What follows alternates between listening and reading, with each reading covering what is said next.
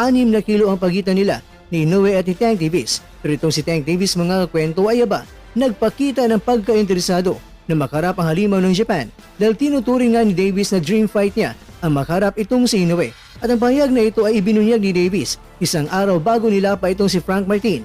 Ibinunyag pa ni Davis na sa susunod na laban ni Inoue ay gusto niyang pumunta sa Japan para panoorin ng personal ang laban ni Inoue. Kung itong si Davis ay nagpakita ng pagkainteresado na makarap itong si Inoue, ganito rin ang promoter at manager ni Inoue na hapon na si Hideyuki Iwashi. Gusto rin niya na magkarap ang dalawa dahil para kay Iwashi, isang napakalaking kikitain nila sa laban na ito kung may kasa at kung tutusin, hindi lang naman daw nagkalayo ang tangkad ng dalawang mga boksingero. Sa bigat lang sila mayroong pagkakaiba pero madali lang daw itong mahanapan ng paraan dahil pwede naman ang dalawa ay magharap sa catchweight. Sa pagkakataon na yan, pagka kay Davis na maimplementa na may catchweight na at may rehydration clause pa, hindi natin alam mga kwento kung